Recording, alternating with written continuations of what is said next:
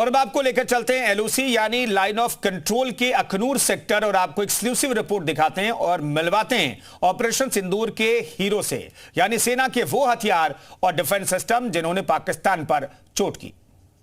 आप देख सकते हैं ये जो एयर डिफेंस सिस्टम का एक पार्ट है, ये एक वेपन है जिसकी मदद से करीबन 10 से 15 किलोमीटर तक ये जो वेपन है वो मार कर सकता है। ये जो गन है वो मार कर सकती है और इसकी मारक क्षमता की वजह से ही इसे कई गुना ज्यादा खास जो है वो इसे माना जाता है। इसमें अगर हम बात करें तो पहले जो रडार है वो पहले ड्रोन को देखती है, उसे इंटरसेप्ट करती है और उसे पूरी तरह से गिराने में फिर यहाँ से जो जवान है वो यहाँ पर शूट करते हैं। इनके अंदर अत्याधुनिक जो कैमरास हैं वो लगे हुए हैं जिसमें अंधेरे में और सुबह के टाइम दोनों समय यानी कि नाइट विजन जो कैमरास हैं वो भी इसमें लगे हुए हैं पूरी तरह से।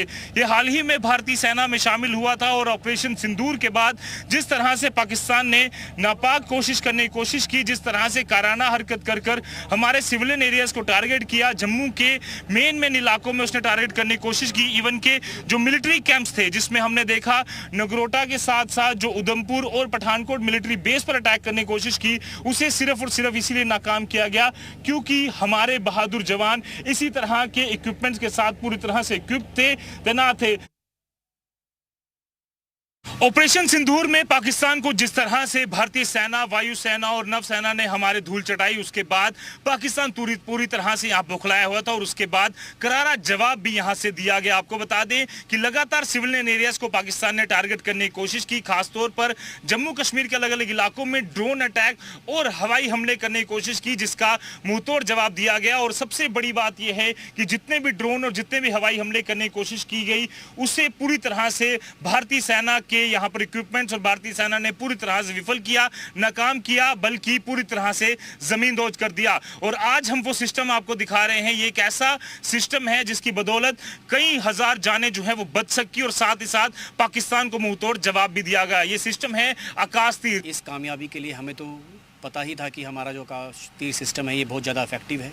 ये एक नर्व सेंटर है हमारे जितने भी एडी ऑपरेशंस हैं उसके लिए, और इंटीग्रेटेड है ये एयरफोर्स की रडार्स और आर्मी की रडार्स के साथ। उनकी जो फीड होती है वो हमारे आकाश तीर सिस्टम में कोलैबोरेट होती है और एक एयर सिचुएशन पिक्चर बनती है। जो वो एयर सिचुएशन पिक्चर होती है हमारे आकाश तीर उसको थ्रेट एवेल्युएट करता है और उसमें से बताता है कि इसमें से कितने टारगेट फ्रेंडली हैं और कितने दुश्मन के। जो भी दुश्मन के एयरक्राफ्ट होते हैं उनको देखते हुए, उनकी लोकेशन देखते हुए हम उनके आसपास का जो वेपन सिस्टम होता है उसको एलोकेट कर देते हैं कि ये 3 ड्रोन या 10 ड्रोन ये आपके हैं, आपको इनको डिस्ट्रॉय करना है। जिस कारण ये हमने क्विकली हम कर पाए और बहुत अच्छे तरीके से हमारे वेपन एंड पे हम पास कर पाए और उन्होंने इसको बहुत अच्छे तरीके से डिस्ट्रॉय किया। हम सबका हौसला बहुत ज़्यादा हाई है, हमारे जवान पूरे मोटिवेटेड हैं जी। और मोटिवेशन का कारण जो है एक तो ये है कि हम इंडियन आर्मी के लिए अपना सर्व करते हैं, that is one. Number 2 is हमारी ट्रेनिंग। हमारी ट्रेनिंग बहुत ही अव्वल दर्जे की है। हम 24 घंटे हम ट्रेन करते हैं और वो ट्रेनिंग का जो इफेक्ट है वही आप देख पा रहे हैं। जिस तरह से ऑपरेशन सिंदूर में हमने अच्छा काम किया वो इसी कारण हो पाया। और उसके बाद सर ऑपरेशन सिंदूर के बाद उसने सिविलियन एरियाज को टारगेट करने की, हमारे मिलिट्री बेसिस को टारगेट करने की कोशिश की। आकाश तीर और इसका कितना बड़ा रोल रहा इस वेपन?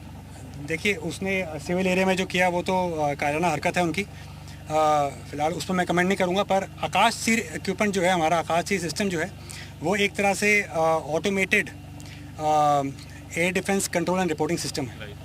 ये एक इंडिजीनियस सिस्टम है, स्टेट ऑफ आर्ट। इसमें आपके जितने भी रडार्स होते हैं उनका इनपुट एक स्क्रीन पे आता है, इंटीग्रेट होके वो हमारा जो यहाँ पे वेपन एंड पे जो हमारा ऑपरेटर होता है उसको मिलता है, जिसकी वजह से वो इजीली अपना पता लगा सकता है कि कहाँ से कौन सा टारगेट आ रहा है और वेपन एंड से हम लोग उस पर निशाना मार के उसे गिरा सकते हैं।